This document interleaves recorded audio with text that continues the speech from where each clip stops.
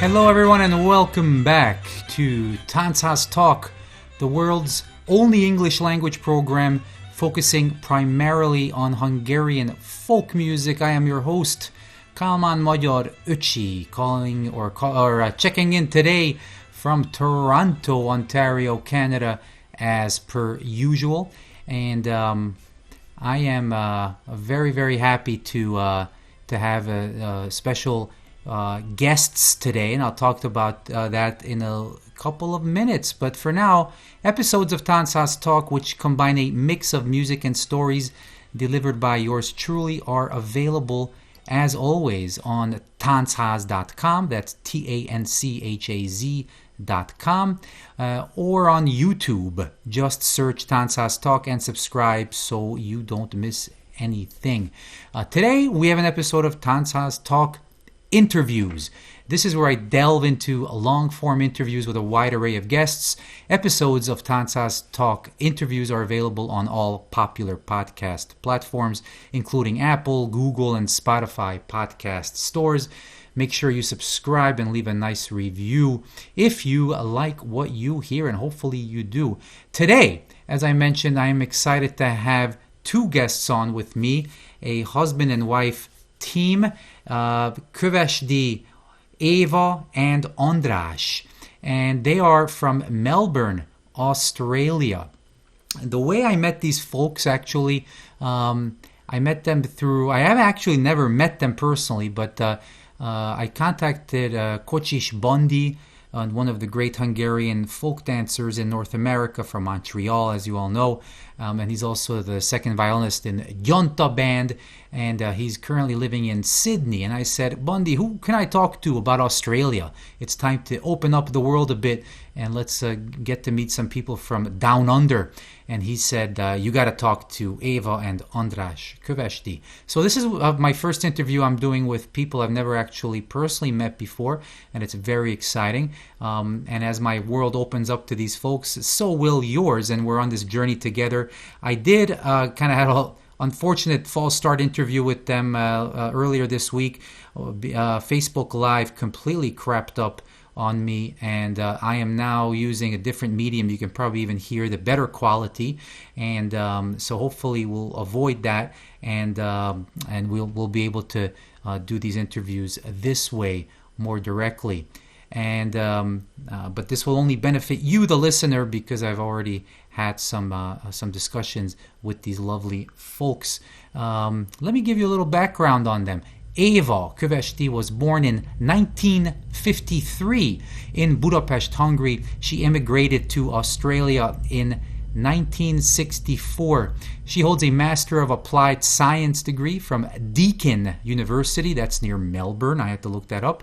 And she worked for many years as a school teacher and then as a diet monitor at two Melbourne hospitals, and an administrative coordinator as well at Austin Hospital and Alfred Hospital. And she is retired since 2010. Lucky you, Eva.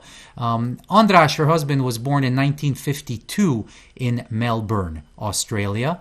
He holds a graduate diploma in taxation from Monash University, and he worked all his career for the Australian Taxation Office, and he retired in 2007. The two of them together, they were married in 1975, and they are real movers and shakers in the Australian-Hungarian folklore community, which is why I'm very excited to talk to them today and introduce them to you. They organized the very famous Hungarofest for over 20 years. That's done with a group of organizers, but they're some of the key ones for over 2 decades. They both have been directors of the Melbourne Hungarian Center, which is a gigantic Hungarian center, which we'll talk about. And they organize tours for all kinds of ensembles and bands and teachers, including Honvéd Dance Ensemble, the Essencia band, that was kind of recent, Csikyani's new project, and also visiting political dignitaries, including Prime Minister Orbán. So I am very pleased to welcome from down under, from Melbourne, Australia, Eva and Andras Kovesdy. Hello, guys. Hi. Good morning from here. Good morning. Yes, good morning. It's 10 o'clock Melbourne time. 10 a.m. Melbourne time and 8 p.m. Toronto time, and it's already tomorrow for you guys. So what happens tomorrow? Can you tell me? What stocks should I buy? You'll have to ask Einstein about that one. Yeah, exactly. Yeah. Well, I wanted to first of all find out what's going on down there in terms of the lockdown COVID situation as we stand today. I know it's different all over the place, but what's going on with you guys? It's pretty tough in Melbourne. We're restricted to 5 kilometres from home. So we've got probably the toughest lockdown laws in the world currently. And it's been like this for a month or so, and it's likely to be like this for another month. So a lot of people are becoming very, very edgy, including us. We can't even go down to other parts of Melbourne, down by the beach, into the hills, etc. We're lucky we're very close to the Yarra River. We were just talking about that with Eva this morning, that at least we've got the Yarra River that we can walk along. It's like being in the bush, out back. Mm-hmm. But if you were locked down in some other areas of Melbourne, it'd be quite tragic without any natural attributes. So yeah, it's quite disastrous actually. Why? But both economically and for people dying, especially in aged care facilities. Yeah. Well, it's kind of a, I guess, are you guys having a second wave, as we would say? We really didn't have a first wave. What happened was that it all started back in March, where it started everywhere in the world. We had some cruise ships come into Sydney that caused an increase in Sydney. But what happened here was that people came back from overseas and they were put into hotel quarantine, and the quarantine was very, very, very badly administered. There's commissions going on now delving into the reasons for it, but the whole quarantine situation in hotels in Melbourne was handled badly and escaped from there. And it just mushroomed. Yeah. As it would. Well, stay safe, guys, and we'll talk about the impact of the lockdown on some of your Australian-Hungarian folklore events. But I'm very curious to really back up into the beginning. Eva, born in Hungary, came to Australia first to is it Geelong or Geelong? Geelong, yes, it's about 100 kilometres from Melbourne. And the reason we went to Geelong is because when we came to Australia, we all go to a camp which was called Bonegilla. It's in northern Victoria. And people found jobs from Bonegilla, which we did as well. My father ended up working at Ford Motor Company in Geelong. So that went to Geelong. Okay. And Ford Motor Company's headquarters in Australia is in Geelong. Got it. Okay. Interesting. So Geelong is the Detroit of Australia. Right. It's a Detroit of Australia. Got it. Well, no, they say Detroit is the Geelong of U.S., Yeah. We have one of those here. It's called Windsor. I don't know if you ever heard of Windsor, Canada. But of course I do. I know Windsor to Cleveland. That's the Ford V8 engines called the Windsor. Oh, there you go. So you guys were both pretty much raised in the Hungarian community of Melbourne or Geelong. Talk to me. Maybe you guys switch off providing some information between you. But what was it like growing up a Hungarian in Australia? Your experiences in terms of what's the community events and the like, and how did you both get into Hungarian dance? Being in Geelong, it's only my family, of course, and interesting because my family just obviously wanted to keep the Hungarian traditions and language going very much within the family, so that was no other way of doing it. And my sister and I became aware that we had a little bit of an advantage at school. For example, if we spoke in Hungarian to each other, nobody could understand. So we thought, well, that's pretty good. But other than that, there was a Hungarian community in Geelong, and I can't remember how, but someone found out that we were there, and I actually got involved about the age of 15, 16 in the Hungarian community there. And that sort of snowballed from getting to know the community in Melbourne as well. And it was through getting to know the community in Melbourne that I decided to join the MHBK dance group in, I think, about 1974.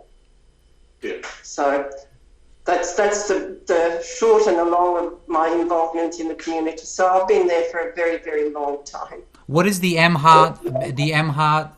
Is it BK? MHBK is a Magyar Harcosok Bajtási Köre, and it's a world organisation, and in some parts of Australia it's still operating. Unfortunately folded up in Melbourne many years ago. It's in English, it's the Hungarian Veterans Association. Okay, gotcha. Okay, excellent. And so you moved. When did you move, Eva, from Geelong over to Melbourne? I went to secondary school in Geelong and to Deakin University in Geelong, and I moved to Melbourne when I graduated from Deakin. I had no intention of staying in Geelong. I wanted to move to Melbourne no matter what. So when I finished university, I moved to Melbourne and sought a job up here, which actually happened. So as soon as I was about 20, I was on my way out of Geelong. And you were a school teacher, correct, for many years? Yes, I did home economics teaching for about 18 years in a secondary school. So it's basically cooking and sewing. Okay. Yeah. Got it. So, and Andras, how about you growing up actually in Melbourne? What was that like? Well, I grew up basically in Tanchaz, which is near the airport. But in those days, where we lived was virtually country. It's all built up now, industry, housing estate, etc., etc. But it was totally different. Melbourne has changed radically in the years since virtually I grew up. Let's not forget that Melbourne's population probably in the 50s, 60s was 1.5 million, or it's 5 now. It's grown by 100,000 until this year. It's grown by about 100,000 people every year. That's just Melbourne. Oh, look, it was good growing up there because you could go for walks and it was virtually in the country. But I didn't have much to do. Even though we were a very Hungarian-centric family, we didn't have much to do with the community. There wasn't that much going on in the community at that stage. When I was in my late teens, that's when I joined the MHBK, or the Hungarian Veterans Association dance group, which is a large dance group. And adding on to what Eva said before, when she came up to Melbourne, the actual way we met was we both were dancing that dance group, and I think it was possibly the first time that Eva came to the dance group. It was just at the start of winter, and I was organising a ski trip up into the mountains, which is about 2.5 hours from Melbourne, and organising a lodge, and there was room for 10 people and I only had 9. And I asked Eva, would she like to join us in this group skiing? And of course she said yes, and the rest is history. Yeah, there was not much skiing going on that weekend, maybe. Yeah. There was. Okay. Sure, there was. You tell. Yeah, whatever. So Andras, your upbringing in terms of were you a part of the Hungarian Scout movement at all there? No.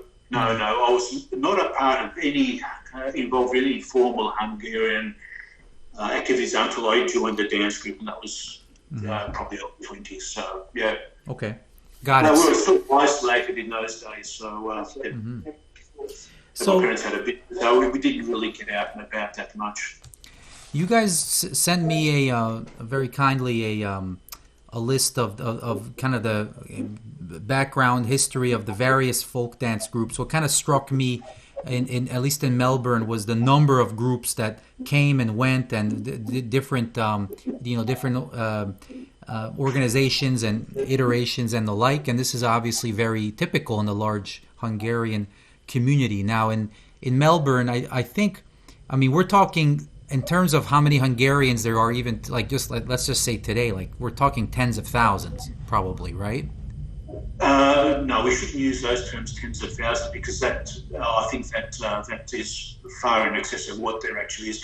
And let's not forget there are people, that Hungarians that actually aren't active community members. So unfortunately, there's not enough active members. So okay. The actual number of Hungarians in Melbourne and Sydney are in the low tens of thousands, so between probably 10 and 20,000. Okay, got it. All right, so historically, one of the names that come up in terms of one of the key teachers and probably someone that taught you guys as well was Solymosi Kalman, and his name struck me because that's my name as well, Kalman. But also, my understanding is he was actually not even like a folk dancer. Maybe you guys can talk about who Solymosi Kalman is and what his impact was on the folk and the dance community in terms of the Hungarians in Melbourne. Yes, Solymosi Kalman was a ballet dancer, actually, and he came to Australia would have been the early 50s, and he has actually formed the first dance group. But because of his ballet training, you can imagine it wasn't folk dance training. But that's not to say that he didn't lead a lot of groups. He was very, very active with a number of groups that formed at various times. He had a wife, what was she? German wife, Elizabeth. Mm-hmm. She was also a ballet dancer. So the two of them used to get involved in the community and with the various dance groups. And I will also say that Solymosi Kalman did the choreography for a debutante ball, which my sister and I were involved with, and it was the most beautiful dance that I've seen. Not because we did it, but it was just beautifully choreographed. So right. He's a very, very talented, but we shouldn't forget ballet dancers. But he did get involved with folk dancing. Right. Did he teach kind of looking at what the Hungarian State Folk Ensemble was already doing and kind of imitating or mimicking that style in terms of, because this was a folk dance group, so to speak. So this was, of course, the old Rábai Miklós Hungarian State Folk Ensemble style. Was Solymosi Kalman and others at that time looking towards that group for inspiration on choreographies?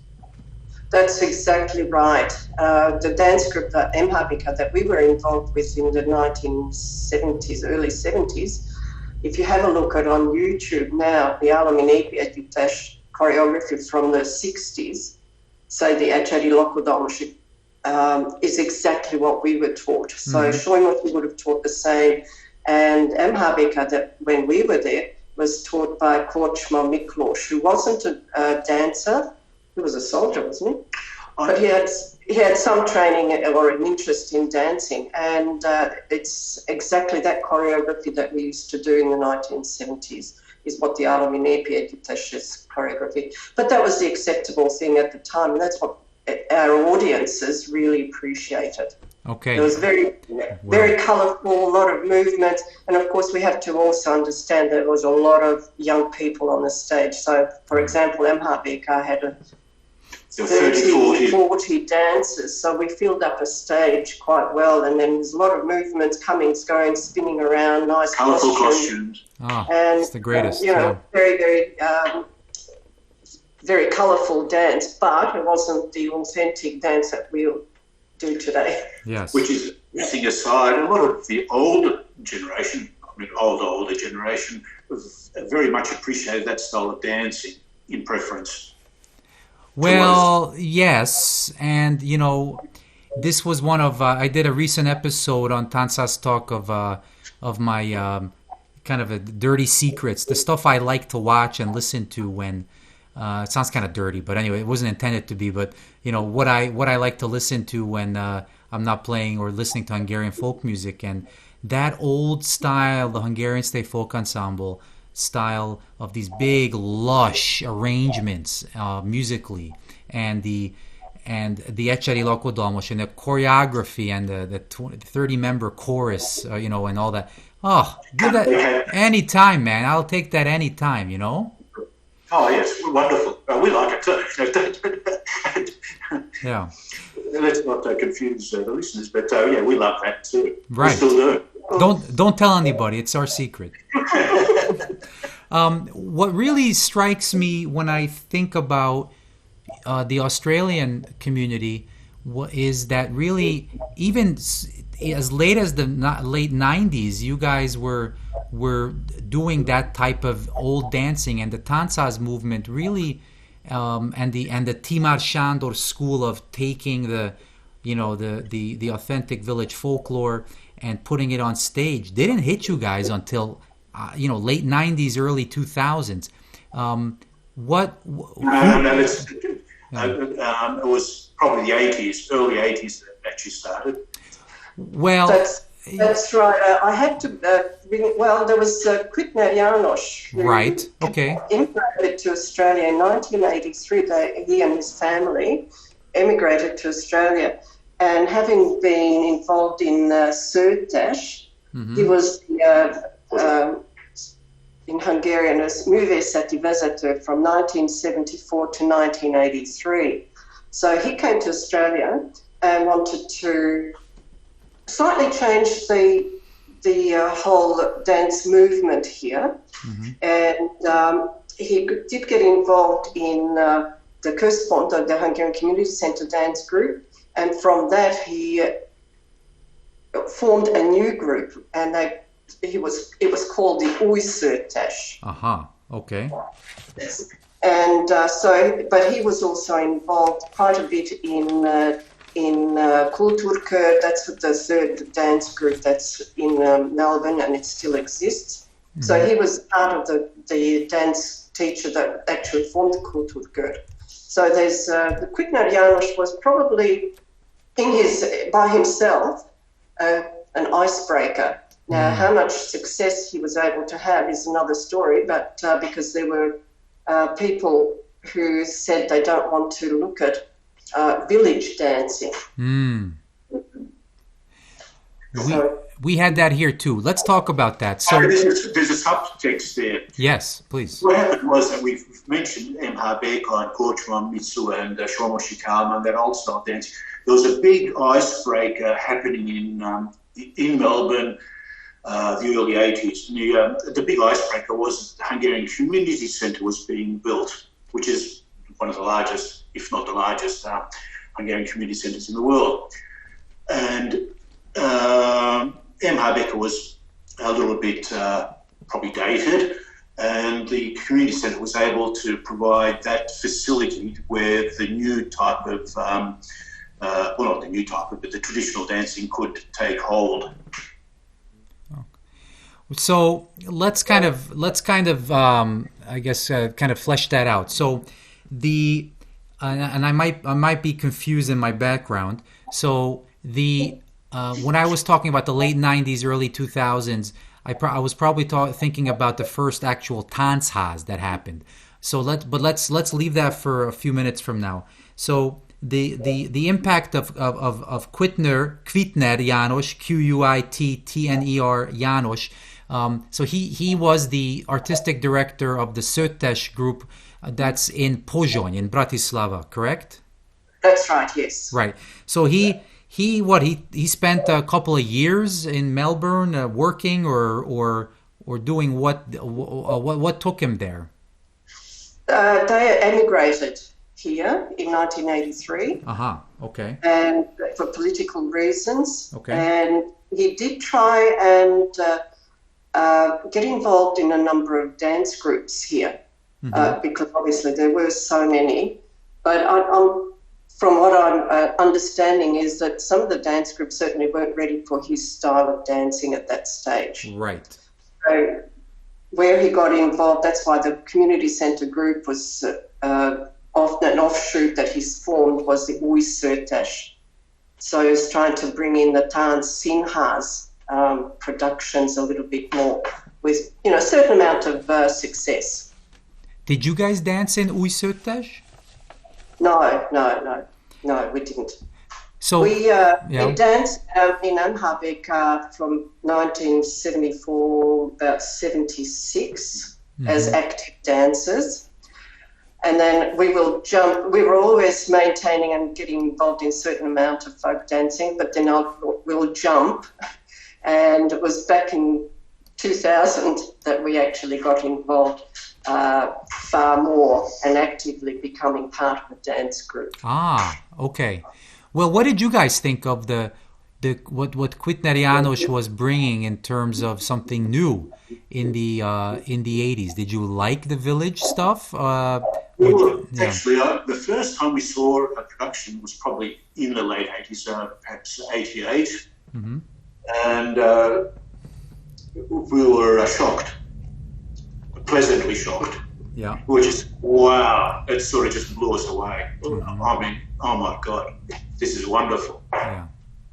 Nice. Yeah, that's right. It was very artistic, very dramatic, a very dramatic production. It was just wonderful. And it certainly opened our eyes far more than what we were used to. You can do it this way. This was based on like village folklore dancing, correct? That's right. Yes. Traditional. So the costumes have changed, and the motifs have changed, and the choreography's changed, and yes, it was far more where we are now in Melbourne. Got it. So the girls weren't wearing white costumes with red, white and green bands around the bottom and red boots. Right, the red boot style. Yeah, yeah, I totally understand. So Kvitner János, once he left, and he left in the 90s after the borders opened up again. Is that right? That's right. He did go back to Pozsony, and then he came back to Australia in about 1995 with the proposal at the community centre to put on Istvánok király. Uh-huh. And by that stage, Andras was a director at the community centre, and I remember being there, and we thought, my goodness, that's a big project. Is he able to do it? And, it's impossible. And you go. And my little story is we were having a meeting one night, the directors, and somebody mentioned the fact that Kvitner János would like to produce Istvánok király in Melbourne. Mm-hmm.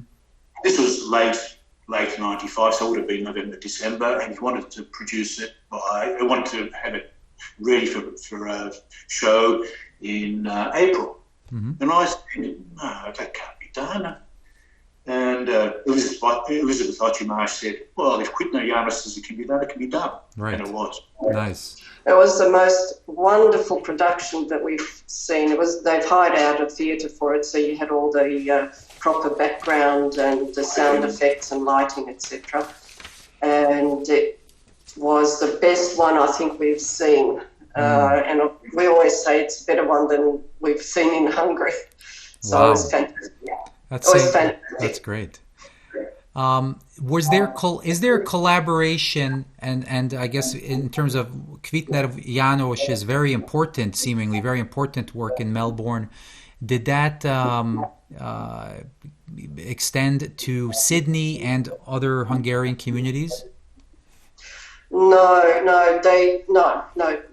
János stayed in Melbourne, and but after the regime changed and he went back. He came back again for Istvánok király. Then he came back again once more, for example, in 2006, when we had the 50th anniversary of 1956, and he did a production Pro Patria, Pro Libertate. That was a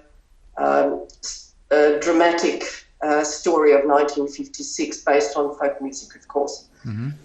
And that was spectacular. And that was able to be seen in Melbourne, in the city centre. There was a big festival. City Square. We had a full-day festival in the city square. Right. That was fantastic. And then he came back. He went home again, and he came back for the third time and did Megfeszített, which also was very successful. And he's just drawing these dancers and other extras and stuff? No, they were all our own people. For example, István Király, there was about 90 people involved, and they were all community people. But János had such wonderful oversight. It was also from playback. But he was able to choose the characters and match them up with the people, and they were absolutely perfect. Wonderful. Absolutely.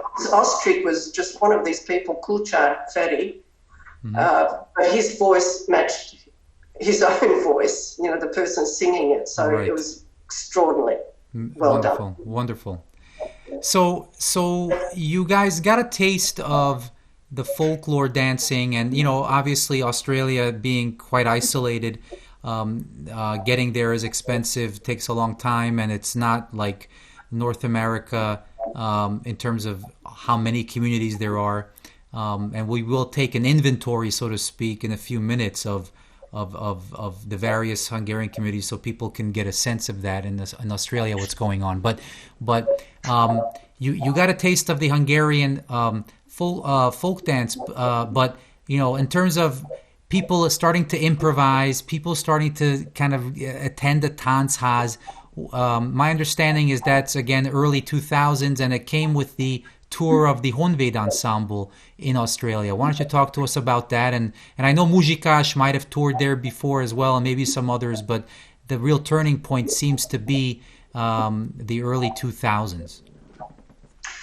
Well, especially in Melbourne, it was a wonderful turning point for us. And when Honvéd, Együttes, and the Hegedűs band that accompanied them was actually a millennium gift from the Hungarian government to Australia. So they came to Melbourne and Sydney. So there were five pairs, so there were 10 dancers, and the band plus Ágócs Gag, many people would know. They were young, they were enthusiastic, the dancing and music was just phenomenal, and they were able to, we had Tanchaz then, so our young people could mingle with also young people from Hungary. So it was we think it was an icebreaker for the community in Melbourne. So that gave us a huge impetus once again for involvement in folk dance. So they came, they did a show or two or whatever, but they also, the band played, and there was the typical Tanchaz with teaching circles and that kind of thing? That was all for a week. So we had 7 days with them, which was... And a couple of seminars as well. So that was very, very good because they involved the various age groups. Mm-hmm. And because they were also young dancers, our young people could associate and relate to them. Mm-hmm. Yes. This is an art form that young people do. So, there's nothing wrong with it. And it was a beautiful art form. So, who were some of the dancers that you remember? We remembered them all. Ertl Peter, he was actually the leader of the group at that time, mm-hmm. who organised, leader of the group as far as the tourney was concerned. Mokovini Tibor, mm-hmm. Lenya Szabolcs, Maros Völgyi Csaba, and Dana Short. Okay. And the girls were Béres Anikó, Csilla. We only had two guests here at our place, so. Got it. So, and then the band, of course, the Hegedűs with Gombai Tomi and Satya and Kürtösi Zsolt. Yeah, nice. Well, what a wonderful experience. So, thanks to the Hungarian government literally gifting you guys a band and a couple of dancers, or many dancers, in 2000, looks like the, that's when the kind of the first time perhaps that the Tanchaz movement, as it were, it kind of starts taking hold on the continent.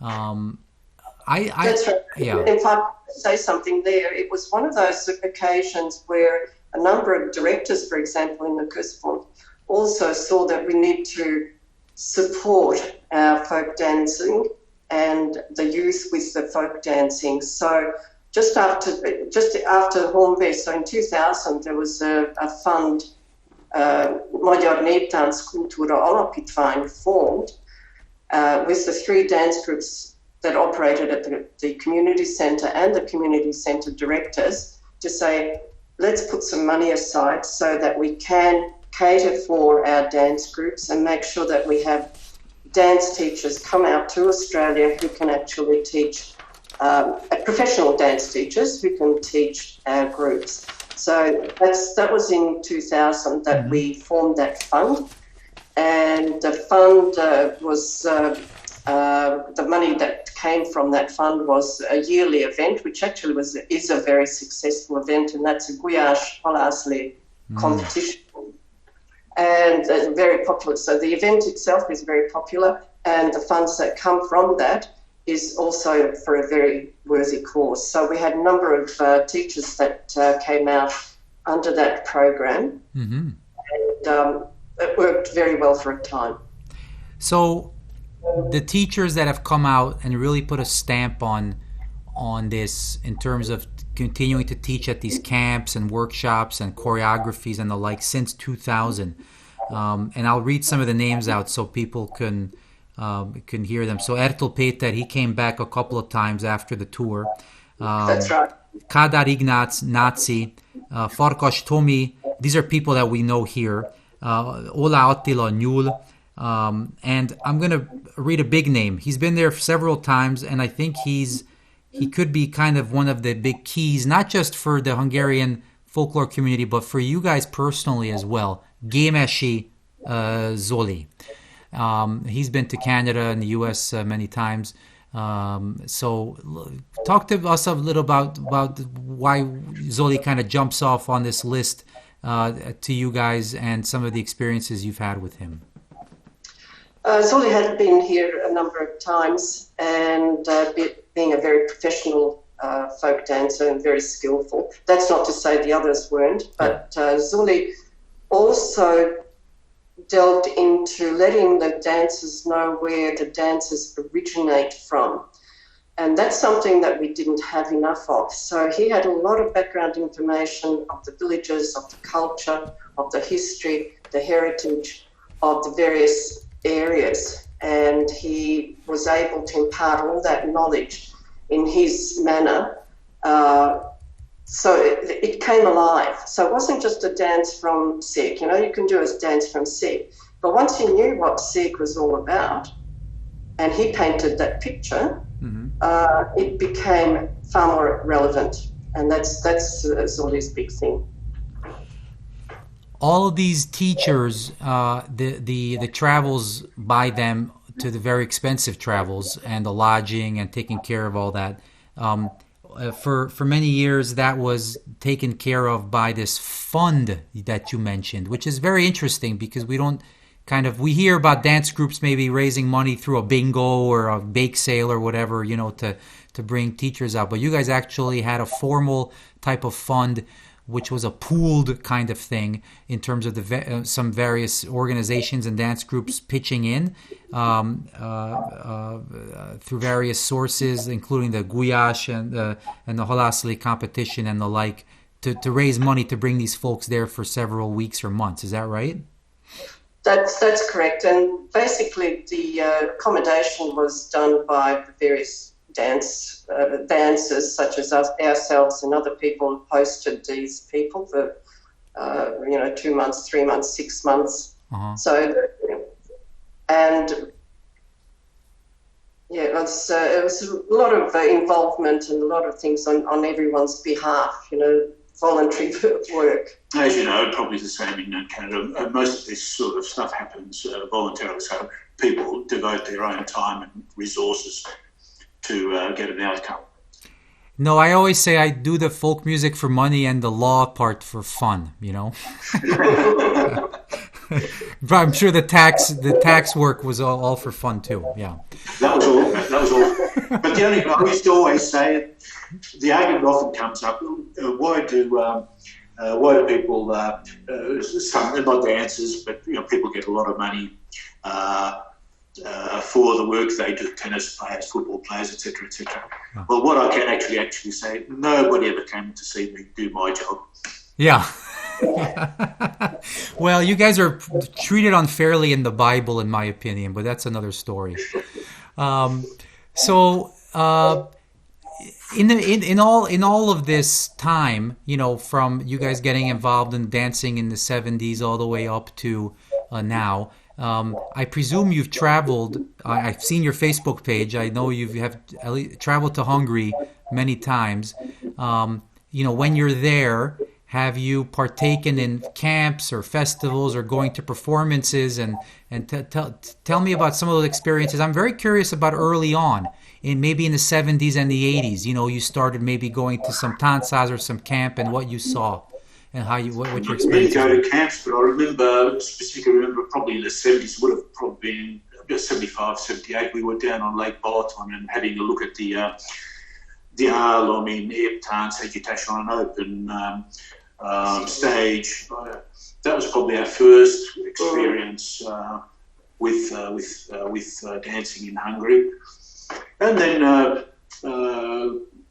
often we'd go to stage productions. But later on, we went to took part in the Széki dance camps, Buza dance camp, Transylvanian dance camp. Nice. Was that with Gémesi Zoli? Did he kind of guide you through that stuff? He did. He took us to Szék on the grounds that what I mentioned before is that he brought these places to alive for us, so that as soon as we had the opportunity, we went with him. Mm-hmm. And it was a fantastic experience on the grounds that we met some people from Szék, and the place where we stay, we can actually say that they've become friends of ours. Mm. And we got to know lots of people in Szék. Polly Marzi, for example, we know him very well now. Mm-hmm. And it became not just you going to a camp, but it became going somewhere where, basically a second home. Nice. And that became with Buza as well. I don't think there's been a camp since we were there in Buza. It became too difficult because it's such a small place. Mm-hmm. But the camp that they did organise was absolutely fantastic. It was really good. But once again, where we stayed with the family, we're continually keeping in touch. We visit them when we go. So we've become very friendly with them, and we really and truly appreciate it. It means a lot to us. Now, through Zoli, when we first went to Szék in 2015, so it's only 5 years ago, the family we stayed with, they had a wedding, and it was a charter wedding or a tent wedding. Mm-hmm. And it's probably we were fortunate enough to take part. It was a very, very traditional. So all the people were dressed up in Széki costume, traditional dress, Széki dress, blue vests, etc. And we all know that Szék has got a couple of streets, and we walked up and down the streets, and the actual wedding took place in a tent, and the tent was hand built. So, in fact, I was fortunate enough to take part in the construction a little bit, not a lot, but a little bit. So they went out into the woods, cut down trees, brought them up, closed the road off, and this 2-story construction was built over the road. Now, you've got to think of this 2-story construction as something that can hold 500 people sitting down and being served meals on a continual basis for 48 hours, which is quite unbelievable. Mm. And it was just superb. Amazing. It was a wonderful, wonderful experience. There was music going all the time. I think we had the main course at 2:00 in the morning. So, but it was an unbelievable experience. Unbelievable. So we were just extraordinarily fortunate to have had the opportunity of taking part. And because we knew Zoli, we got to know these people far closer, far more intimately. And the same thing happened in Buza, where we were able to meet Pirosh. Oh, the singing ladies, that's right. There's 3 ladies from Buza who continually appear. guest singers in Hungary, in Budapest, or various other places. Yeah. And we were very, very fortunate to meet up with them. And every time we go to Szék or Buza, we meet up with them. And I love singing, so I have an opportunity to sing with them, which is a great thrill. Wonderful. I did a whole, well, not a whole episode, but I did an episode in which I discussed recently Szék, and I compared it to the music of Bonsida, which is very nearby but quite different. But, you know, I've never been to Szék, I'm embarrassed to say. What's, like, what, aside from the fact when there's, you know, 3-day tent weddings going on, what do you love so much about it? What makes that place so magical to you? The streets, the unmade streets, the streets you can actually walk and everyone says hello to you. The wonderful architecture, because the buildings are quite different to Bonsida or Buza. The architecture is quite different, the buildings. They have a beautiful church which was renovated just recently. Mm-hmm. And it's spectacular. It is beautiful. And then the surrounding mountains are also very, very beautiful. The last time we were in Szék, we had an opportunity of going out with our hosts picking potatoes. It was just, you know, horse-drawn carriage. Oh, sorry, it was a tractor that was pulling the cart. And we're sitting on the cart. Unfortunately, it broke, but that's irrelevant. But to go out there with our host ladies, it's a beautiful surrounding. The mountains, the hills are just stunning. Nice. Traditional. And these tractors are multi-purpose. Not only do they pull us and the potatoes, but they also serve as the as a hearse. Oh, geez. Well, and there's nothing. I don't know. We sort of see these hearses here, you know, grey vehicles and all that sort of stuff. It's sort of, I don't know. It's not as emotional, but even something that we didn't know. And standing on the street in front of our friend's house, and a tractor goes past with that wooden cart behind it with the coffin on it, flowers, and all the people in traditional costume walking behind the hearse up to the cemetery. I mean, you just break down and cry. So yeah. Do you feel that, and do you sense that we talk about the Saxon influence? Is that still there? Can you see that or sense that? No. So there are three. Actually, it's very very interesting. And going back to the wedding, when we went marching from one street to the other, they put a rope across the road traditionally, and we had to seek approval from the other street so we could go enter. That's right. Which was fantastic. So you've got Chitka Sag, Four-Door Sag, and Falsag. They're the three main roads in Szék. Wonderful. Mm. But just as I mentioned, you said, why did we like going to Szék? I think the last time we were there, we went to the pub.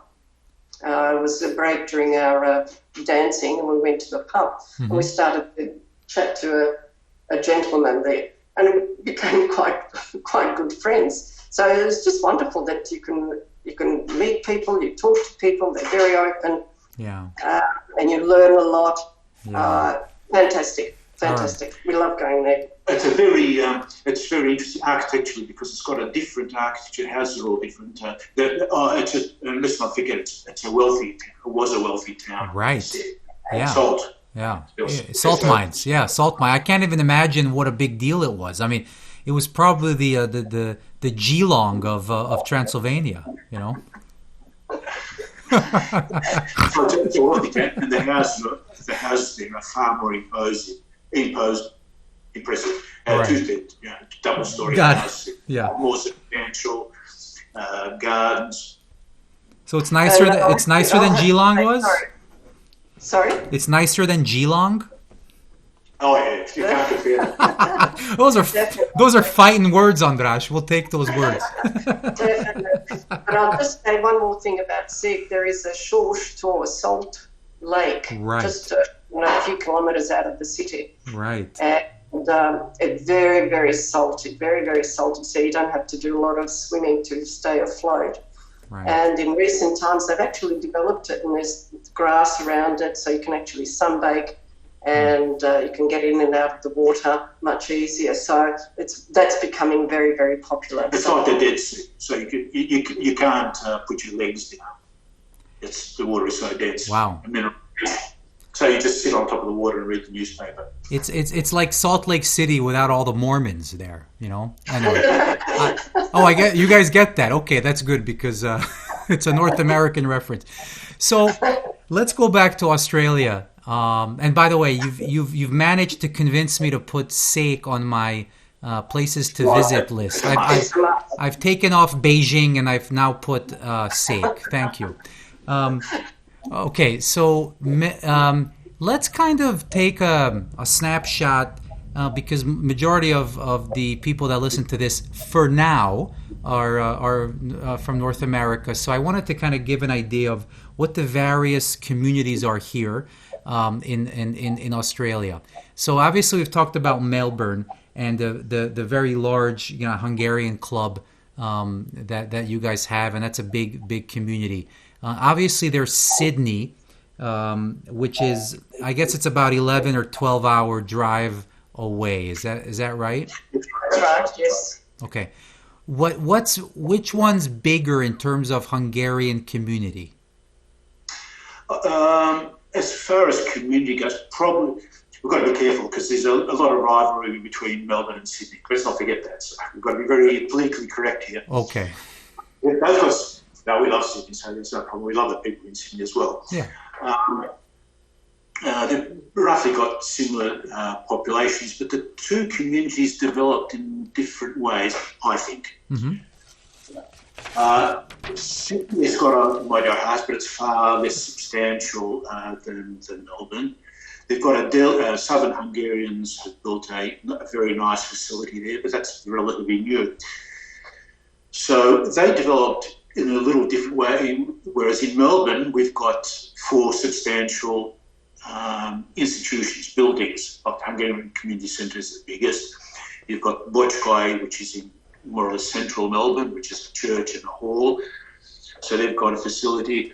There's the Southern Hungarians Democratic Club, which is in Western Melbourne, which is actually probably an hour and a half drive from our house. Yeah, the other side of Melbourne. Let's not forget that once upon a time, Melbourne was the world's biggest city in area, 100 kilometres by 100 kilometres, something like that. Oh my God, 100-kilometre drive from one end to the other? It takes us hours to get from one side to the other. Wow, okay. Very interesting that group is in Western Melbourne, and there's also Keek, one of the Blue Danube Soccer Club, which is in Southern Melbourne, which is probably 40 kilometres from our place. Mm-hmm. So they're the 4 most substantial buildings. So the community developed around these institutions, whereas they didn't in Sydney. Got it. Etc. So we were able to do far greater things like a Hungara Fest. We have this 3-day Hungara Fest, which is which the Hungarian Community Centre in Melbourne does. So we've got car parking facility. We can accommodate 1,000 people at a time. Wow. Several halls. So we have Parkland, the church, an ecumenical church. Eva might say something about that. Mm-hmm. It's our ecumenical church in Australia, so it's a Catholic church, a Reformed church, and a Lutheran church. So multi-denominational there. Right. And we've also got a huge parkland, so that means that, for example, if we talk about Hungara Fest, a lot of the things can take part outside. We've got a shirtkart, a beer garden outside, and there's continual music going on there. So people move around with Hungara Fest. People move around. You've got a exhibition in one of the halls, which is also always beautiful and very, very colourful. In the big hall, we have continuous program. That's where Essentia performed. That's where Surtesh performed. Fortunately, Komerakert performed. So that's and all our dance groups, of course. And that's all we at Gulash as well. And that's right, because the kitchen functions continually from 11 o'clock till about 9, 10 o'clock. Mm-hmm. It's a huge undertaking. It's extraordinarily successful. How many days? It starts Friday night and then Saturday and Sunday. Usually on Saturdays and Sundays, Saturday's more popular, so we usually have over 1,000 people going through in a day. So it's quite substantial. Okay. And Friday night's been developed as the evening for Tanchaz. So that's always been a Tanchaz. That's the start of the festival, and it always starts with a Tanchaz. So if we have, for example, last year Essentia ran the Tanchaz. Other times we've had Transylvanians from Sydney come down, and they do the Tanchaz or the music for the Tanchaz. So it's Friday night is always Tanchaz. Nice. So, and how often? And I know it's COVID time, so this might affect your answer. But how often does Hungarofest happen? Every 2 years, and it started in 1994. So it's been going for quite a long time. Mm-hmm. And as I say, it's very, very popular. Very popular. People look forward to it. It's always also start of the year. So they're over Christmas, they're over New Year's, and they're ready to come to the community centre and enjoy. And it's also one of those occasions where people can sit down, have a meal, they can talk to a lot of people, move around. So it's not like you're sitting in a theatre where you have to pay attention. Mm-hmm. It's an opportunity to bring Australians or other nationalities to showcase your nationality, your folk dancing, etc. Mm-hmm. So it's a very, very positive and wonderful program. Okay. The first one actually wasn't a Hungarofest, it was a folk fest. Somebody had an idea to have this festival that went around from various ethnic communities in Melbourne. So it was all over Melbourne. Mm. That was a 9-day affair. But it actually wasn't financially viable. And the next year, we thought, well, look, okay, that's not going to go ahead, the folk fest. Why don't we tweak it and call it a Hungarofest, which we did. And I think the original organisers were a bit peeved that ours became so successful. Hmm. It's a great name, and is that something that's scheduled to happen this year, or like this December, or next year? It's scheduled, but it's probably not going to happen. I don't think we can't plan for it, so it's probably it would have been first week in March, but it won't happen. We don't think it will happen. Yeah. We might be able to do something that's very simple. For example, that's what we did on Trion on June the 4th. We do an alternative. So we might do a Hungarofest could be done in a far simpler fashion. So might turn into a picnic. A picnic and a few odds and ends, but it won't be a traditional Hungarofest. No. Yeah, it's not the same. Okay, so that's Hungarofest, and so Melbourne and Sydney. So let's talk about right now those two communities if we can, and give us an idea of what dance groups, so performing dance groups, are there in both of those communities right now. Well, Sydney has Kangugro. Yeah. And they're run by Michelle and Attila Turcsányi. They've been doing it for many, many years. Mm-hmm. And they are very fortunate because there is a live band they work together. So the Transylvanians and Kangugro work together, and they are very, very lucky. In Melbourne, we don't have a band. So that's very unfortunate. And if we jump over to Perth, they have Cascanu Dance Group, which has a very, very long history. And in recent times, part of the Cascanu group has formed a band called Hot Paprika. And they're working very well. So anywhere where you've got a band to accompany, a live band to accompany your dancing is far better than what we have, which we don't have a band.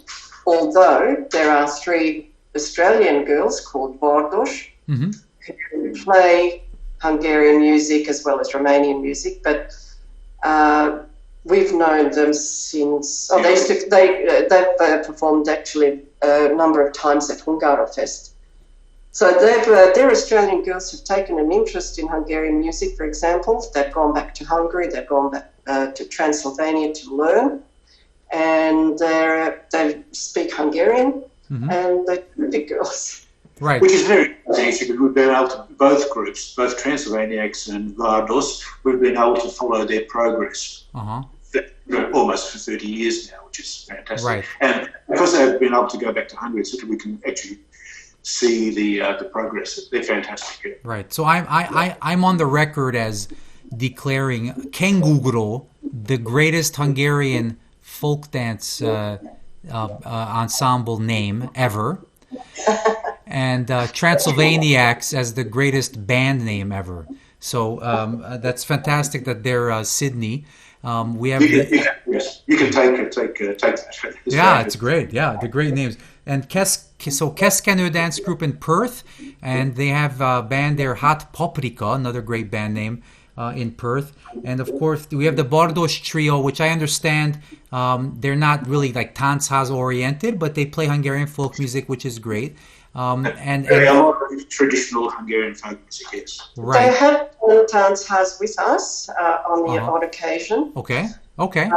They're not the relationship is quite different to, for example, Kengugro and Transylvania. It's a very different relationship there. But they have done Tanchaz and they can do Tanchaz. Yes. Right. What dance groups exist currently in Melbourne? In Melbourne, we have 3 groups working. Unfortunately, every one of them is on a restricted basis because of the virus. Yeah. But we have the FONO, Magyar Néptánccsoport, and that's actually been going on for many, many years, and it's reformed and morphosed into different groups. But basically, that's still going. And we have Gyöngyös Folkréta that was formed in 1990. They're mostly adults, and Kulturkör, where I think we mentioned before, Kritner János used to teach. They had a very successful dance group. Unfortunately, the old group has ceased as of last year, and now they're reforming and working with younger people at the moment. So, but there are 3, and there's one in Geelong as well. Okay, so wow, in Geelong as well. So, which is like about an hour drive away or something like that. That's right. Yes. Yeah. So I'm going to. They're not traditional Hungarian folk. Well, they dabble a little bit on. But they're not really traditional Hungarian folk dances. So we still have some remnants, at least with respect to Geelong group, for instance, of the old, pre-Tanchaz style that you guys first started doing back in the 70s. Yes. That's right. Yes. And are the other groups that you mentioned, the groups in Melbourne and Sydney and Perth so far, because there's some other groups I know we'll talk about, but are they all doing, folklore, village kind of stuff, Gémesi Zoli approved type of dancing? Absolutely. And, okay. We have to also mention that the Kengugro had spent as a group, went back to Hungary a number of times. They have, but not recently, not since they've had kids, but before that they had gone back. And now their children are actually going back to various camps. So that's an interesting area. Sackett has taken his group from Perth. Okay. He had taken them back to Hungary, I think, on one occasion, but could be more. And I know that they were planning, because we were thinking of joining them, they were planning a trip, could have been next year, but whether that goes ahead or not, I don't know. But yes, and also Fono has been talking about, as a group, going to a Tabor. Okay. Going to a camp. So, and I just want to paint a picture, because some people are listening in their cars or whatever without the access of a map. So I'm going to say Melbourne is kind of like the Florida down there, the southeast, and then Sydney's more like North Carolina, South Carolina on the coast, and then we got Perth, way on the other side, kind of the Los Angeles, in terms of that, and in fact the distances are pretty much accurate. Like, how far is the flight from Melbourne over to Perth, for instance? 3 hours. 3 hours. 3 hours. A flight from Melbourne to Sydney is 1 hour. Melbourne to Brisbane is 2 hours. Melbourne to Cairns is 3 hours. Melbourne to Perth is 3 hours. Okay. Melbourne to Darwin, you may or may not be able to get a direct flight. You might have to go through Central Australia and have a look at Ayers Rock, but that's sometimes 5 hours. Okay, gotcha. So you guys are quite separated, although maybe not on the scale of the U.S., but still quite separated. So we haven't talked about some other communities, which I think maybe might have much smaller Hungarian communities, but still might have a group or something going on. Let me ask you about those. First is Brisbane. You mentioned Brisbane. That's right. There's a Hungarian community in Brisbane as well as the Gold Coast. So that's about an hour's drive from Brisbane. So Brisbane's the capital of Queensland. Okay. And they don't actually have dance groups, but they were planning to do a Hungarian convention, which is done every 3 years. And Brisbane was going to do it this year at the end of the year. Now, each of those conventions, also a big part of it is to invite dance teachers and and bands and do as part of the seminars. They have the seminars. So the last one was in Sydney, and we were part of that. Mm-hmm. But unfortunately, Brisbane is going to find it very difficult because of the virus situation, so they've had to cancel that convention. Right. But they don't actually have a dance group. They tried many years ago. They tried with a camp in 2003 and 2004. Mm-hmm. They had an ex-dancer up there from Honvéd, Marosvölgyi Ákos. Okay. But there was no group that was really, formed or anything, but he had a go, so that was good. And, of course, we've got Adelaide, which is a much smaller community. Okay. And they're also trying with dancing. So they've got a little bit of a dance group, and they have young children. Wonderful. And at the last, for example, they're very, very keen. And the last camp we had, which actually was in Melbourne, dance camp, they came over, parents and the kids, to take part in the dance camp. So they're working away as their time permits, and as also the opportunities. Adelaide actually has got a very active, and it always has had a very active Hungarian community.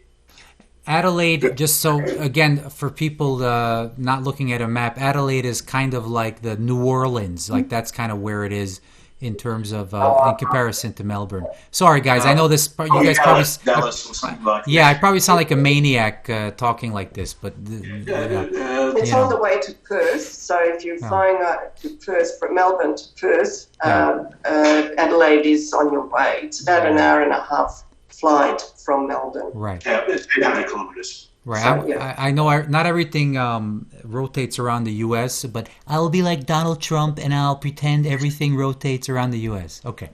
Well, it's not far from the truth in Australia. There you go. How about the capital city, Canberra? Canberra, yes, there is an active group there. The Canberra Gyöngyös. Nice. Has been run by Kat Gould, very enthusiastic lady. Lovely person, actually. And they're still going, but their numbers are diminishing, unfortunately. But they've been a great supporter of Hungarofest, for example, and great supporter of any events that we've had here involving dancing. For example, each Hungarofest, they will come down from Canberra and do a performance.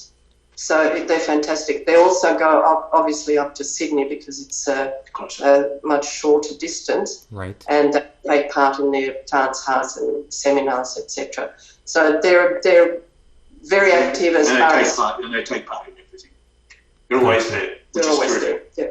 Okay. So if there's any events at the embassy, for example, they will all be there. Right. Gotcha. Okay. So, and I asked you when we spoke last time, and I asked you almost as a joke, but it turns out there's an actual real answer.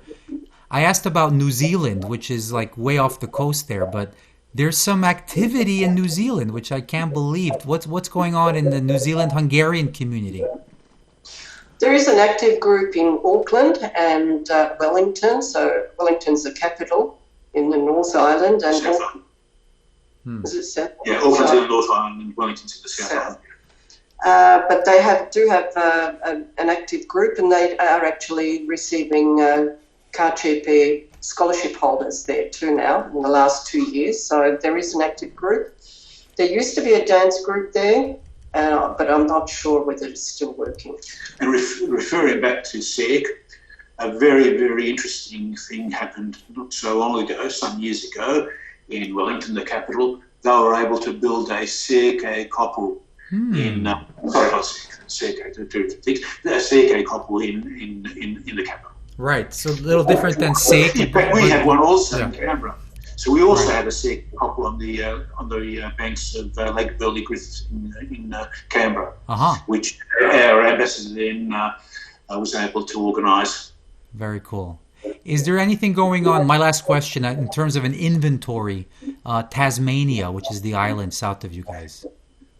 Not much. There are Hungarians there, but not much. We don't hear a lot from Tasmania, so we don't think a lot is happening, especially dancing. No.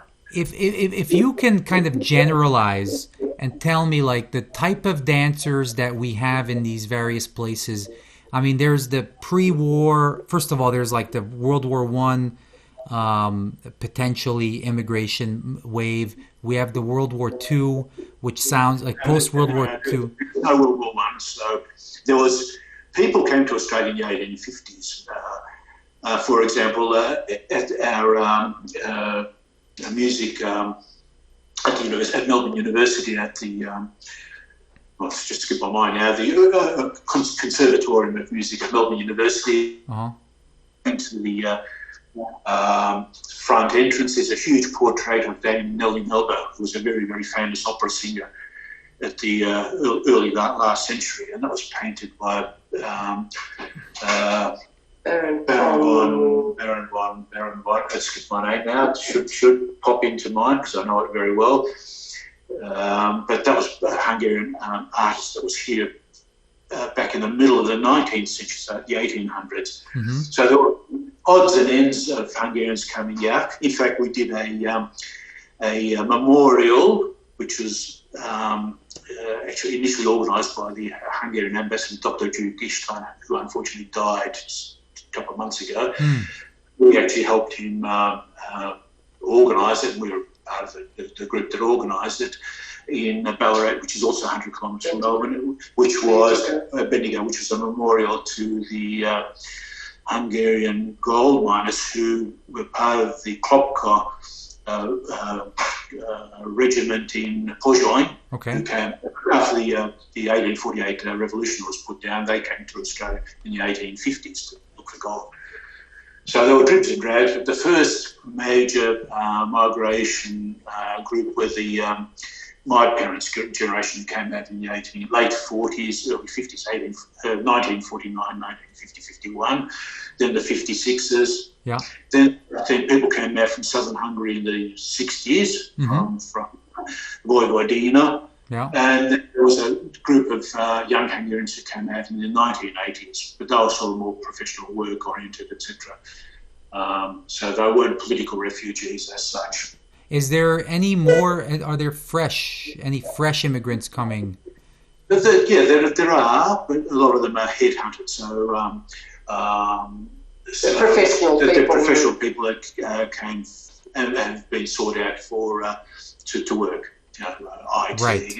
Yeah. You know, it's funny. I was playing at the San Francisco. It's at the Bedford, I think, Hungarian festival a couple of years ago. And one of my friends was saying, "You see that guy dancing over there?" We were playing for them, but he said that dancer, he's the 15th employee of Facebook, and that guy's the 24th employee of Google. These are all these Hungarian guys dancing. It's it's Silicon Valley kind of Hungarian folk dancing, which is very funny. So let's talk about when you guys get together. I mean, we have this gigantic continent, and we talked about the various communities and the groups all over the place.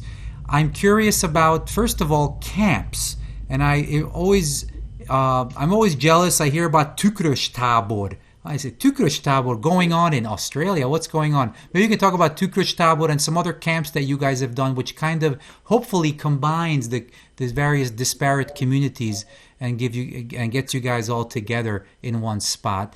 What are the camps like in Australia? Very important that we have camps, and as you say, it's partly because the distances, it gives us opportunity, and basically the younger people, an opportunity to spend a week together in a camp, and you're in close contact, so you do make friendships, and you also spend a lot of time listening to beautiful music and having professional teachers.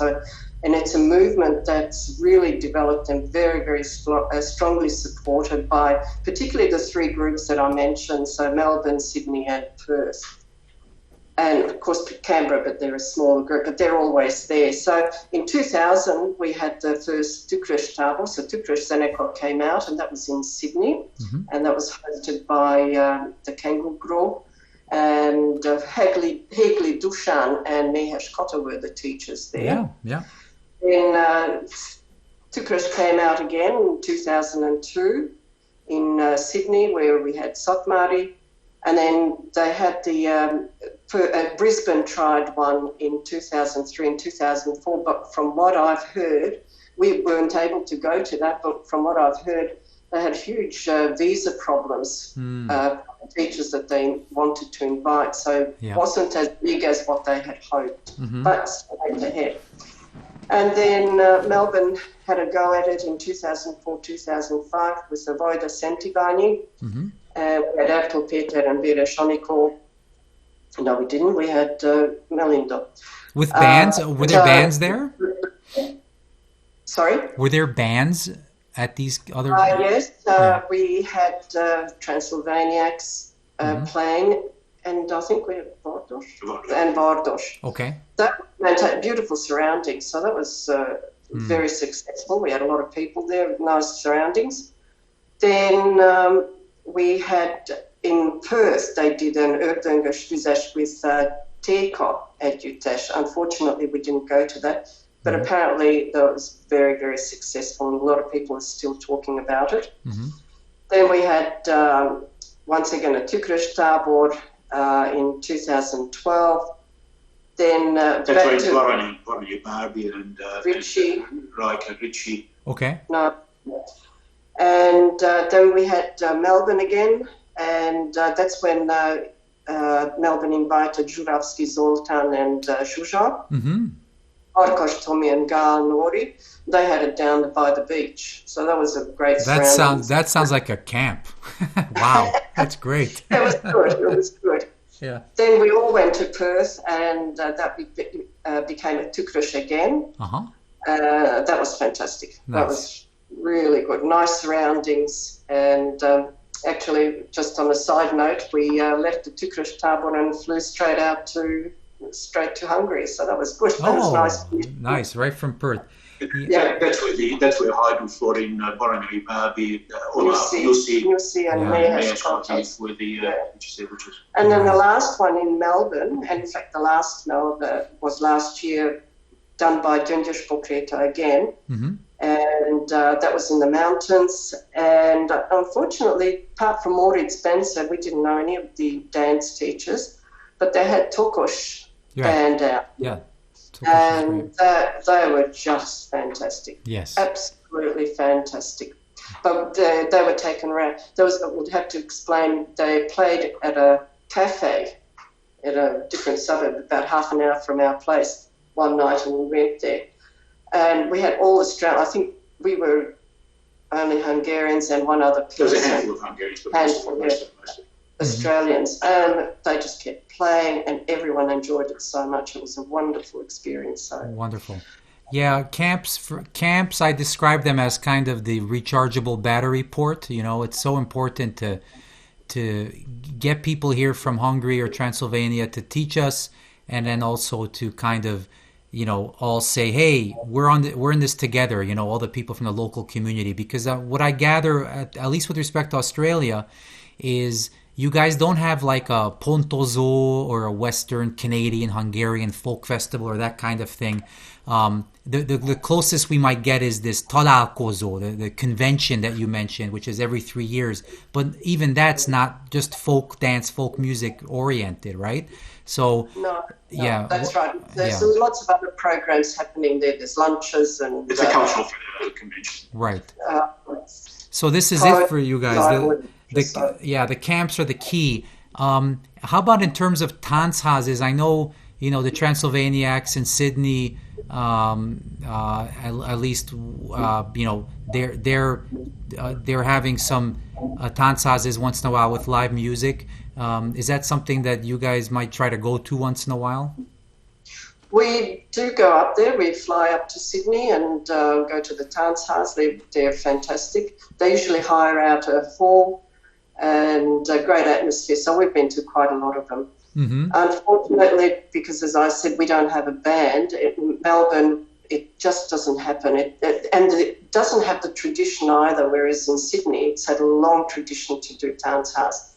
Melbourne is left a little bit behind in that, and one of the reasons is because, one, we don't have a band, and the other problem, and I think we haven't really touched on it, is that over the many, many years, we haven't, apart from Schlock Laszlo, we didn't have professional dance teachers teaching the various groups.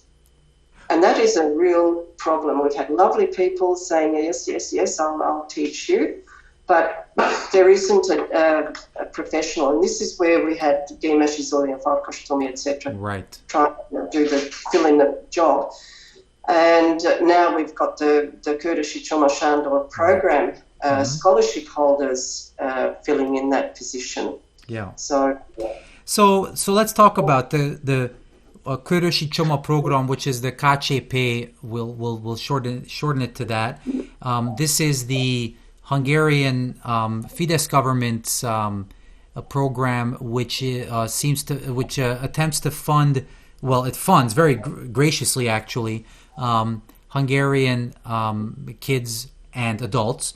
Not kids, I shouldn't say kids, but because they're all adults, to go to these various communities in the diaspora to partake and assist in the Hungarian communities there. So we have all the way from Melbourne all the way to Vancouver and everywhere in between, including South Africa and Israel and all these places, these Hungarians, funded by the Hungarian government, attempting to help the local communities. This is a great program. We've talked about it before on the Tanchaz Talk.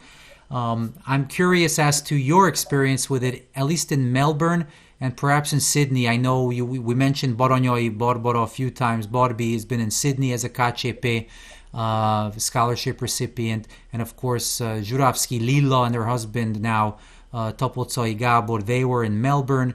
But I wanted to talk about this government program because, you know, there's been some debate about it, especially when it comes to Hungarian folk dance groups and these people being sent to Hungarian folk dance groups. Maybe you can talk about that and the various pros and cons and maybe some ways to fix it we can talk about. Sorry, I'll just start because I think we've mentioned the fund that we set up, the Magyar Néptánckultúra Alapítvány, to fund the teachers that came out from Hungary. Unfortunately, that folded. And it was just that year that it folded. We had the KCP program starting up. So I thought I'll bring that in as a... Nice, okay. And what year was that, Eva, roughly? It was 2013. Okay. 2013 was the first year that the KCP people came to Australia. We had Nevela Juritka, fantastic girl, really good dancer. But we were very fortunate that year because 2013 was also the first year that Gema Shizoli was here, that we brought Gema Shizoli out, well, the second year. So they were able to work together. Mm-hmm. So it would be difficult for Öcsi to teach on her own. Right. Next year, that's when Lila and Gabor came. Churaski Lila and Topolsai Gabor came out, mm-hmm. and they were very good. Yeah. They taught Korot, Tatsegi, Tansuk, Satmari. They got involved with the community. 2014 was also the 100th anniversary of the First of the War, so we were driving up to Ballarat to do Christmas in July because our seasons are also reversed. Don't forget that July is the middle of winter here and it's bitter cold in Melbourne, so we'll go up to Ballarat, 100 kilometres from here, where they have it's a Skansen or a gold mining, old reconstructed gold mining town, and we took them up there. And on the way, we broached the idea of doing something for the 100th anniversary of the First World War, and Gabor and Lula just jumped at it straight in the back seat. They just got their pens and papers out and they started planning, and it actually worked out to be a very, very successful performance. Mm-hmm. The dance also took part, but it wasn't traditional Hungarian dancing. It was more of a stage performance. And then we've had some other dance teachers that have been quite good, some not so good, mm-hmm. Not sort of be too hypercritical or paint over or gloss over the problems. But look, they're not Gemesis or the Frogstone House or Peter or Mokovini Tibor or Newsy or people like that. They're not professional dance teachers, so mm-hmm. we've got to keep things in perspective. And they can't, and they're younger, a lot younger, so they haven't had that world experience that these older dancers have. Even though the older dancers are young, they still have a lot of experience. Are they assigned specifically to the 3 dance groups, for instance, in Melbourne, and they teach one night each place, or? That's right. That's the way it operates, and they've been going down to Geelong as well the last couple of years. Mm-hmm. So once again, it's only once a week or twice a week at the most that the groups are able to be able to use these people. So that is a problem that we have. So that also means because of the time limit. When I'll just go back when Farkas Tomi, Kishapi and Zoli were here, part of their contract was that they had to do a gala program at the end of their term. Mm-hmm. And to do that with the 3 dance groups, they did wonderful, absolutely fantastic quality gala programs, beautiful. But unfortunately, we just can't see that now because they're because of the inexperience or the lack of experience with these teachers, plus teaching once a week is not going to give you all that choreography and skills that you can bring onto a gala program. And there are less dancers today. Let's not forget that there are also less dancers in the community today. The KCP program, of course, is really not a folklore program, and it's there for support of the community in general. I'm not sure how to fix the issue, and continuity is a major problem because these people are assigned here for 8-9 months and then they go, right? So that's right. Right. Yeah, so it's a very difficult type of thing, and I mean, it's if we all kind of group together potentially and figure out some kind of continuity or curriculum or something like that. There's been some talk about that. That's a potential solution, and it makes it even harder for you guys because you're so isolated down there, right? That's right, and just going back to your comment, they are here for the community, but ultimately every one of them is assigned a particular area. For example, we had 3 language teachers out here. Now, okay, it might have been because of the pandemic, but they did 99% of their work was with the schools, so they weren't working for the community. Mm-hmm. They were working within their assigned areas. Right. We also have a lovely girl here at the aged care facility, and that's where she's assigned. Now, under normal circumstances, she would be given some projects to do within the community, but unfortunately, because of the pandemic, she's stuck with the oldies, and she doesn't mind. She's doing a fantastic job. But that would have been the ideal world too, and we were trying to do that this year with the mentors. We worked out some terrific projects that could be for the community, so not everyone's getting stuck with either teaching languages or just teaching dancing. Unfortunately, the pandemic restricted that greatly. Yeah, touching on what we were talking about before, the various eras of migration to state 49, 56, 60, 80s, etc., etc.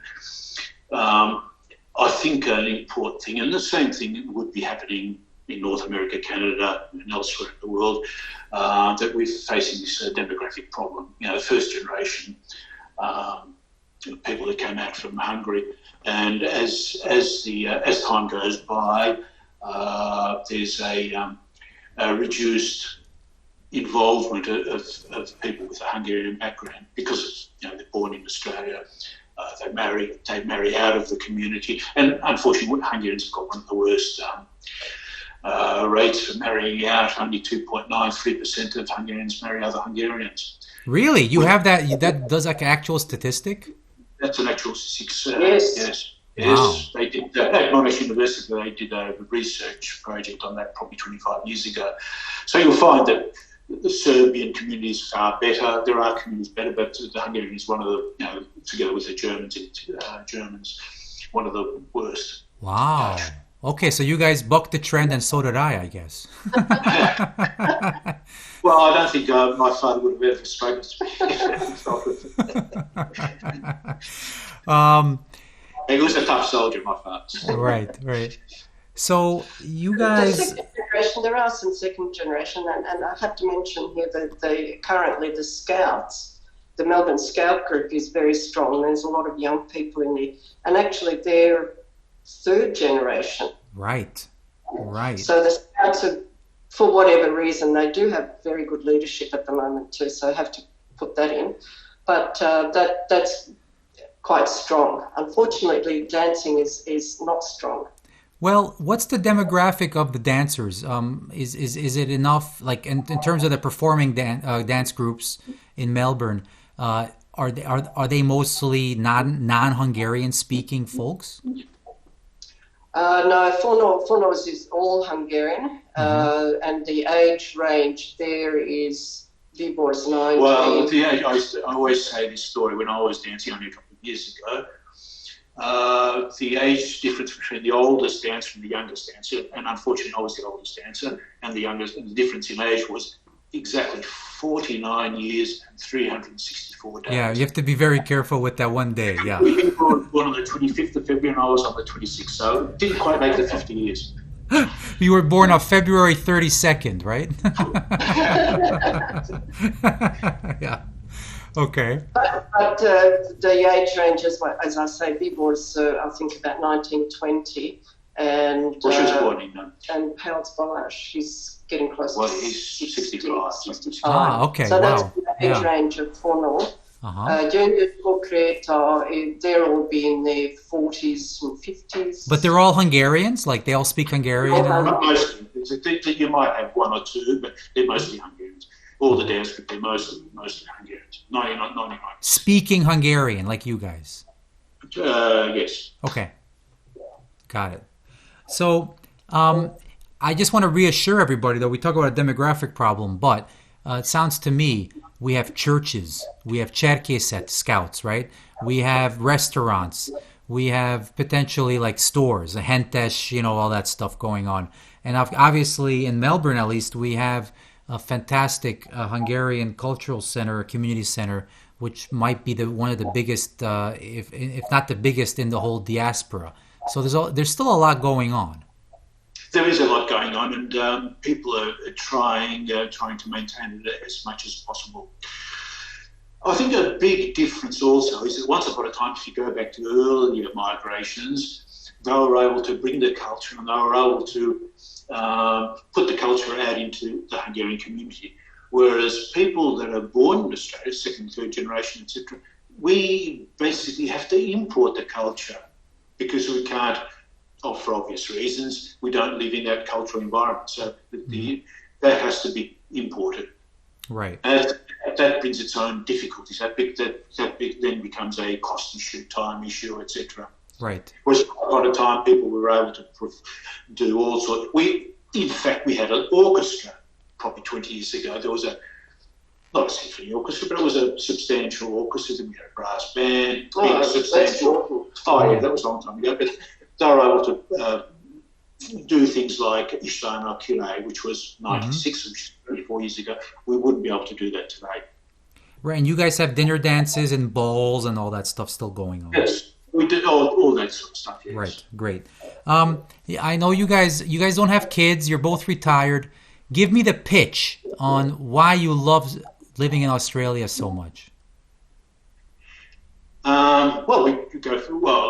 Because we're restricted, we can go for a walk within the 5 kilometre radius of our house. But we're lucky we've got the Yarra River here. And we went for a walk yesterday. And I looked at a tree and I said, look at that gum tree. There are 270 varieties of gum trees in Australia. Red gums, there are all sorts of river red gums, all sorts of different gum trees, but the eucalypts, nevertheless, there's 270 varieties. And I looked at one and that was a spectacular tree and I said, look at that. That's one thing that we would miss in Australia, the trees, the foliage, the wildlife. We're looking out the window here and all the birds. You've got to live in Australia to realise all the birds that are flying around suburban gardens, kookaburras, noisy miners, magpies, etc., etc., etc., and the outback. And Eva and I just love going out into the outback, into the never never. Yeah. We have a camper trailer that's an off-road camper trailer, which means we can go off-road. Nice. There's nothing nicer than just having the red sand around you, a couple of kangaroos, some emus running around, and looking around that there's nothing. There's just a flat earth, and it's wonderful. It's absolutely wonderful. So we go out as much as time will allow us, but we love going to Europe as well. So we're never home in winter, except for this winter. We have a home in Australia for, I don't know how many years, over 10 years in winter, because we escape. And it's hard to take. It's very, very hard to take. Yeah, we didn't like it this year, but that's really? Wait, hold on. Let me ask you guys. So the winter winter is like, okay, so I have to hold on a second. It's late in the day here. So winter is like June to September for you guys, right? It's cooling down in May, so June, July, August, September. Okay. The end of September, the weather is so the gardens are blooming now. So if you look out the window here, azaleas, camellias, all the foliage, it's all colourful. It's quite beautiful now. The garden. Right. And we've had a lot of rain, which is good. Okay, so does it snow? Winter in Melbourne is going to be between 10 and 13 degrees. And it could be very cloudy and dark and miserable. So you think 10 or 13 degrees is not that cold, but it's that wind. Yeah, I get it. You're such wimps. We have people listening from Edmonton and Winnipeg. We're going to kill you guys if they hear this. It's not pleasant. That's all right. We don't mind. We're summer people. Okay, I get it. Tour de France at the moment. We get stuck in front of the TV looking at Tour de France and looking at their autumn now, but the beautiful warm sunshine that they're riding in. No, this winter is not for us. Okay. They're the wonderful things about Australia. It's not so much the city. The most beautiful city in Australia, of course, is around the harbour, and only around the harbour and the coastline in Sydney. So Sydney Harbour, Opera House. That's wonderful. So you go there. That is quite spectacular. And the coastline. We've got a very beautiful coastline here as well, but it's a bit further away. But it's not these cities that you come to Australia for. It's the coral reefs. It's going to Ayers Rock and opening up the back of the car, pulling out your picnic table, and watching the sunset behind us as we're looking at Ayers Rock, and then the moon coming up over Ayers Rock. So that's spectacular. And not only that, it changes colour. Everyone thinks that's, it's rubbish what happens on postcards, but we were there. We did watch with our picnic lunch, picnic dinner, our glass of wine, and the colours just change, and it's quite incredible. But it's also, I think we mentioned, just out of Perth, 1,000 kilometres north of Perth is Coral Bay, and it's a very small area. There's 2 caravan parks and I think a pub, and very few, very limited shops. But you cross the road from the caravan park, you walk into the water, which is lukewarm, clear water. Andras goes snorkeling. I have great big snappers swimming around me. I mean, that's just amazing. So you guys are starting to annoy me with all the good stuff. What's the bad? Like, give me some challenges about living in Australia. Well, this is a big challenge in Australia. The distance is a big challenge. Look, we really can't. I think it's a cultural life. It's a cultural life that we probably do miss. Don't forget, Australia's probably very much like Canada. It's a derivative country. It's from England. The culture has been transplanted into Canada, but you've got a big French influence there, of course, Montreal. Montreal. Well, Toronto, but the Montreal is the French and the Quebec City. Yes. Yeah. That's right. So we don't have that. So in effect, it's a transplanted culture, and a lot of our culture is coming from America also, Josh. Yes. Canada. So I think you get the message there that real Australian culture. Well, you start getting into hot water when we start talking about that, because it's very difficult to explain. But yeah, look, it's mostly derived, even though we've got the outback and parents try to hang their hat on the outback and all that sort of stuff. But 80% of the people in Australia live in cities by the eastern and southern seaboard. And the centre is by and large empty. And by and large, a lot of them won't ever see the outback. Right. Well, one day... That's changing. Caravan sales for everybody outside of Melbourne. Right. Caravans are booming. Well, I'm still going to keep Sake on my list, but I might add Melbourne now that you're giving it a nice pitch. Sake is number one. And it's just wonderful. Well, Gyanta, right. Gyanta is beautiful. So, I mean, for you guys being from one of the most beautiful, obviously natural places in the world, for you to kind of talk so nicely about Transylvania, that really says something. It is something very special there, isn't it? Transylvania is fantastic.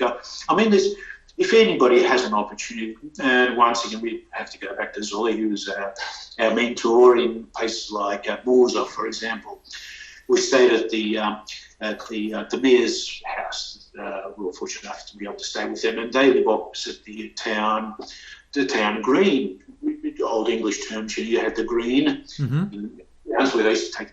And you get up in the morning, and it was a bit frosty, and you could hear the bells of the cows, and all the cows were coming up, and then the pigs were coming up, and the sheep walking up, and the geese up.